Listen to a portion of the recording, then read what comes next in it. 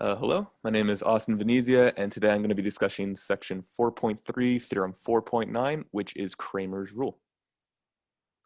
So a definition of Cramer's rule, this is theorem 4.9 out of the textbook.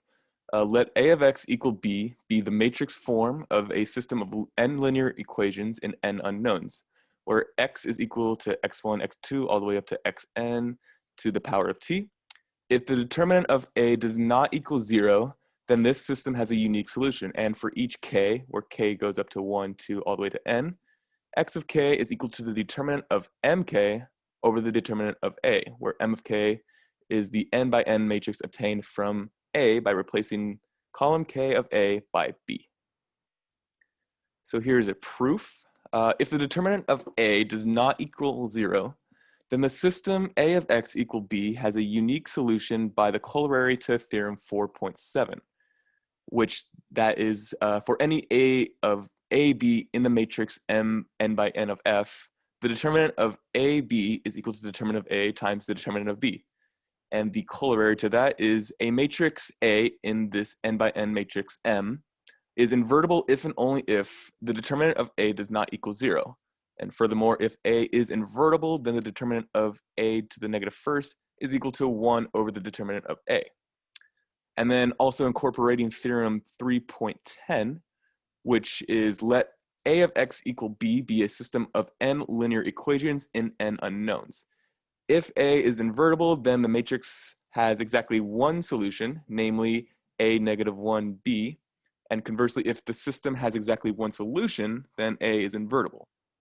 So back to the proof. For each integer k, where k is between 1 and n, equal or greater than or equal to 1, less than or equal to n, let A of k denote the kth column of A, and x of k denote the matrix obtained from the n by n identity matrix by replacing column k by x. So then A x of k is the n by n matrix whose ith column is a to the e of I, which is equal to a of I, if I does not equal k, and ax is equal to b if I is equal to k. Thus, ax of k is equal to mk, and then evaluating x of k by cofactor expansion along row k produces the determinant of x of k equal to x of k times the determinant of the identity matrix n minus 1, which is equal to x of k. So hence by theorem 4.7, the determinant of m of k is equal to the determinant of a x of k, which is equal to the determinant of a times the determinant of x of k, which becomes the determinant of a times x of k, which was solved above. And so therefore, x of k is equal to the determinant of a, that is to the negative first, times the determinant of m of k. All right, so let's go over a short example. So here is a general example. So for this one, we have a system of linear inequations, and we want to put this into matrix form. So this is just a general A11, A12, A21, A22, which is equal to a respectively B1 or B2, where A11, A22 minus A12, A21 does not equal 0.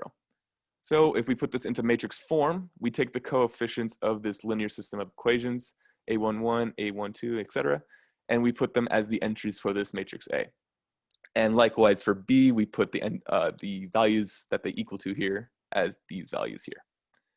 And the problem told us that A11, A22 minus A12, A21 does not equal to 0.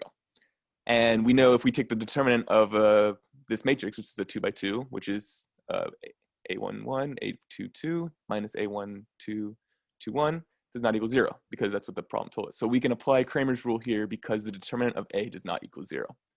So for x1 over here, we take the determinant of m1 over the determinant of A. And the determinant of m1, so it is the determinant of A, and we replace the first column of the matrix A with the values of B. So B1 and B2 become the new column for this matrix here. And we take the determinant of that over the determinant of A for our value x1. And we do the same thing here with x2, and thus we get the unique solution to the given system of linear equations, x1, x2, which is over here. So B1 times A22 minus B2 A12 over A11, A22 minus A12, A21, and then etc. for x of 2. So this is a general example of Cramer's rule, but let's go over to a more specific example. So for here, we have the system, the system of linear equations, and we want to put this into matrix form. So using the coefficients of this here, we find that this is the matrix we get for A, and then these values here are the entries we get for B. And when we take the determinant of A, which is a 3x3 matrix, so doing that, we find that the determinant of A is equal to 6. And this is not equal 0, so therefore we can apply Cramer's rule. So over here, the determinant of M1 over the determinant of A. And so for the determinant of M1, it's the determinant of A, and we replace the first column by B. So the values for B becomes the new column for A, for the first column of A. So this becomes 2, 3, 1, 2, 0, 1, and 3, 1, negative 1. Divide that by the determinant of A. So we find that the determinant of M1, this new matrix here, becomes 15, which is over 6. And this is the new unique value for X1. And then likewise for X2, the determinant of M2. So this time we replace the second column of A. So this 2, 0, 1 now becomes 2, 3, 1. And we take the determinant of this one respectively, and we find that this becomes negative 6. And we divide that by the determinant of A, which we know is 6, and we get the value negative 1. Then finally, for the third value, X3, the determinant of M3 over determinant of A, replacing the third column with B, so these two columns stay the same, and this third column becomes the values of B. We take the determinant of that, which we discover is 3. We take that over the determinant of A, which is 6, and we find that the value is 1/2. And so we are given the unique solution, x1, x2, x3, which is equal to 5/2, -1, and 1/2 respectively.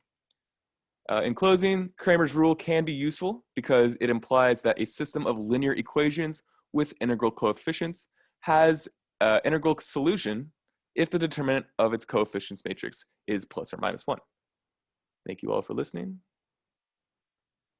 Have a good one.